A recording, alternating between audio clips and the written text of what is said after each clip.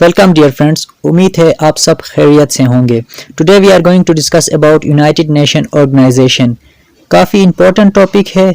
इस लेक्चर में हम इसकी हिस्ट्री, ऑफिशियल लैंग्वेजेस और मेंबर्स वगैरह और इसकी ऑब्जेक्टिव्स के बारे में जानेंगे।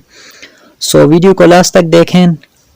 चलें लेक्चर की तरफ चलते हैं बिना वक्त ज़ाय किए। पहले कुछ बेसिक्स जान लेते हैं इसके बारे में। तो ये है क्या, ये एक इंटरनेशनल ऑर्गेनाइजेशन है। तो ये बना कब, ये 24 अक्टूबर 1945 को बना और इसका हेडक्वार्टर न्यूयॉर्क यूएसए में है। करंटली इसके 193 कंट्रीज मेंबर है और लास्ट 2011 को साउथ सूडान इसका 193rd मेंबर बना था।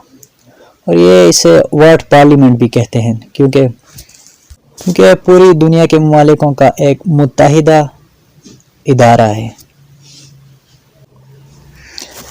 अब इसकी हिस्ट्री बैकग्राउंड देखते हैं। आफ्टर वर्ल्ड वार सेकेंड, दूसरे जंग अजीम के बाद 50 ममालिकों ने मिलकर एक चार्टर साइन किया। तो पोलैंड ने कुछ देर बाद ये चार्टर साइन किया, उसी वक्त नहीं, क्योंकि वो ड्यू टू सम इश्यूज वो वहाँ नहीं आया। तो हम ये कह सकते हैं कि 51 कंट्रीज़ ने मिलकर यूनाइटेड नेशन ऑर्गेनाइजेशन की बुनियाद रखी। तो ये चार्टर सैन फ्रांसिस्को में साइन किया गया 26 जून 1945 को। इसे यूएन चार्टर भी कहते हैं और इसे 24 अक्टूबर 1945 को इन्फोर्स किया गया और इसीलिए इस 24 अक्टूबर को यूएन डे भी मनाते हैं, क्योंकि इसी दिन इसका क़याम हुआ। तो इसका बनाने का मकसद ये था कि पहले लीग ऑफ नेशन बना था ना फर्स्ट वार के बाद, तो सेकेंड वर्ल्ड वार की वजह से ये लीग ऑफ नेशन फेल हुआ, तो इसी वजह से ये इदारा बना।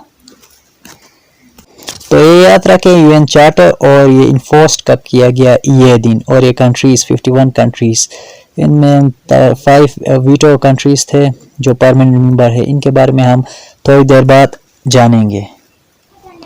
आप इसके मेंबर्स के बारे में जानते हैं। तो मेंबर्स की डिवीज़न कुछ इस तरह की है कि कुछ परमानेंट मेंबर है और कुछ नॉन परमानेंट मेंबर्स हैं।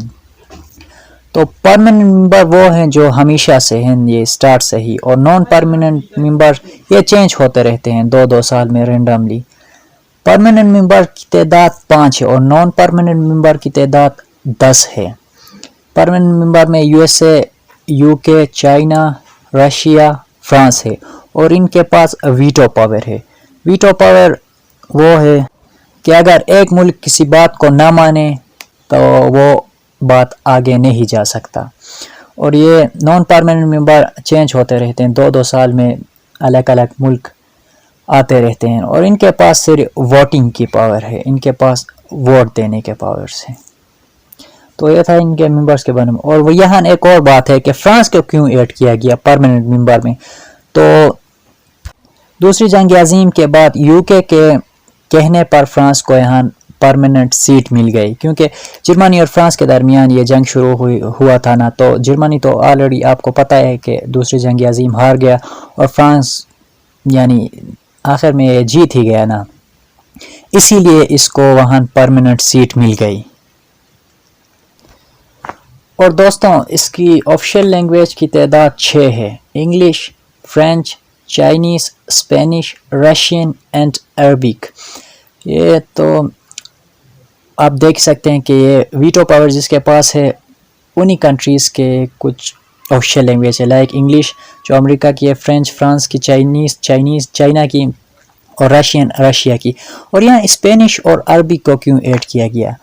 तो रीज़न ये है कि ज़्यादातर लोग स्पेनिश और अरबिक बोलते और समझते हैं, इसीलिए इसको इन 2 लैंग्वेज को ऑफिशियल लैंग्वेज में ऐड किया गया। ये बात भी आप याद रखें, यहाँ ज़्यादातर इनके बारे में भी पूछा जाता है। और लास्ट में जो लैंग्वेज, ऑफिशियल लैंग्वेज में जो ज़ुबान ऐड की गई वो अरबिक थी, ये भी याद रखें। So now let us discuss about its objectives. तो नंबर 1 पर आता है प्रिवेंटिंग फ्यूचर कन्फ्लिक्ट्स, यानी जंगों को रोकना। जिस तरह वर्ल्ड वार 1 हुआ, वर्ल्ड वार 2 हुआ और काफ़ी लोगों की जानें गई, तो इस किस्म की जंगें और कन्फ्लिक्ट्स को रोकने के लिए ये इदारा बना। तो इसका दूसरा ऑब्जेक्टिव है पीस कीपिंग, यानी अमन को बरकरार रखना। और इसका तीसरा ऑब्जेक्टिव है सिक्योरिटी इश्यूज़, यानी सिक्योरिटी से रिलेटेड जो भी इश्यूज़ वगैरह होते हैं उनको देखना। और नंबर 4 पे आता है प्रोटेक्शन ऑफ ह्यूमन राइट, जहाँ ह्यूमन राइट्स वायलेशन होते हैं, जहाँ इंसानों को तंग किया जाता है, उनको रोकना। और उसके बाद आता है इकोनॉमिक डेवलपमेंट, यानी जो ममालिक कंगाल वगैरह होते हैं या दिवालिया वगैरह होते हैं, आप लोगों ने सुना होगा, इन किस्म के मुल्कों की मदद करना इसका मेन ऑब्जेक्टिव्स है। तो ये रहे इनके ऑब्जेक्टिव्स, ये आपने जहन में रखें। So this is the end of our lecture. I hope आपको काफ़ी कुछ समझ आ गया होगा। अगर आपके जहन में कुछ सवाल है तो कमेंट सेक्शन में कमेंट करें, मैं ज़रूर उनका जवाब दूंगा। तो चैनल को सब्सक्राइब करना ना भूलें, वीडियो को लाइक और शेयर करें और बेल के आइकन को ज़रूर दबा कर जाएं।